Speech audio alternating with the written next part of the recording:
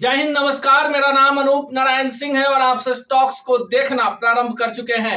2025 बिहार के राजनीति के लिए काफी अहम होने वाला है।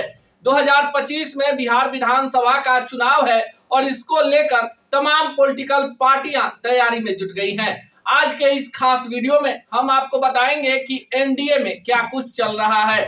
सबसे पहले बताएं कि एनडीए की तरफ से 15 जनवरी 2025 से संयुक्त सभाएं हो रही हैं, यानी एनडीए के जितने भी घटक दल हैं अब अकेले अकेले कोई कार्यक्रम नहीं कर रहे, बल्कि जिला स्तर पर एनडीए की संयुक्त कार्यकर्ता सम्मेलन का आयोजन किया जा रहा है। इसमें बीजेपी, जदयू, उपेंद्र कुशवाहा की पार्टी, लोक मोर्चा, चिराग पासवान की पार्टी, लोजपा रामविलास और जीतन राम मांझी की पार्टी हम सेकुलर भाग ले रही है।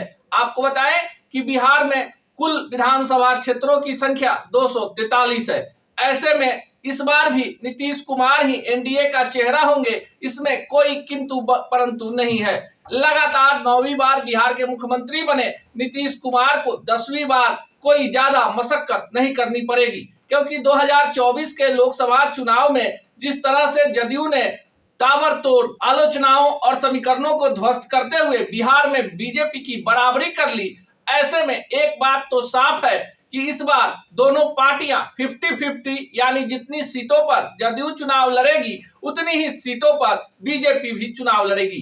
हमारे सूत्र बता रहे हैं कि 110 सीटों पर जदयू और बीजेपी चुनाव लड़ेगी। ऐसे में 220 सीट भर जाएंगे और बाकी के बचे 23 सीटें सहयोगियों को दी जाएगी। और ऐसे में लोजपा जैसी पार्टियां जो ज्यादा से ज्यादा सीटें मांग रही हैं, उनको बीजेपी और जदयू अपने कोटे की सीटें दे सकते हैं।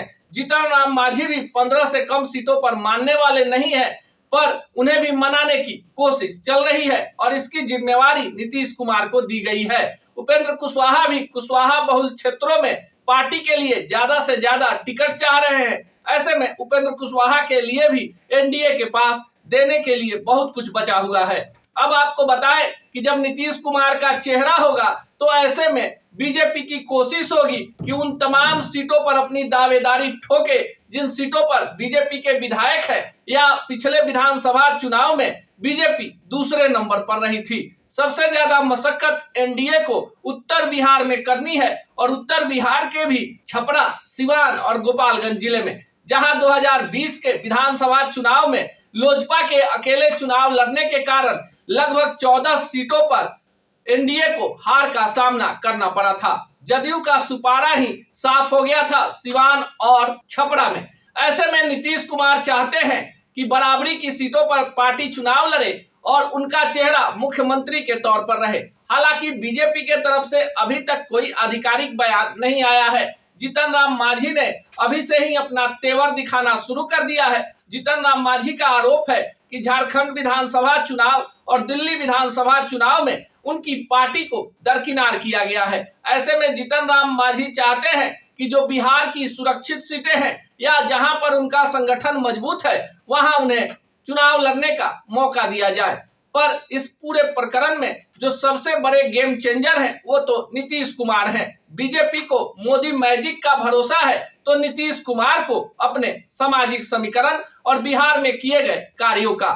जीतन राम मांझी, चिराग पासवान और उपेंद्र कुशवाहा अपने जातिगत वोटों की गोलबंदी पर बिहार में 2025 में इतिहास रचने की ओर अग्रसर हो रहे हैं। ऐसे में एनडीए का पलड़ा बिहार में भारी दिख रहा है, पर महागठबंधन भी इनकी काट खोजने में लगा हुआ है और ए टू जेड की पॉलिटिक्स को 2025 के विधानसभा चुनावों में उतार सकता है। यही कारण है कि आरजेडी सुप्रीमो लालू प्रसाद यादव लगातार तेजस्वी को लेकर कह रहे हैं कि बीजेपी की चाल बिहार में सफल नहीं होने दी जाएगी। आपको बिहार के मौजूदा पॉलिटिक्स को लेकर क्या लगता है, कमेंट बॉक्स में जरूर बताएं।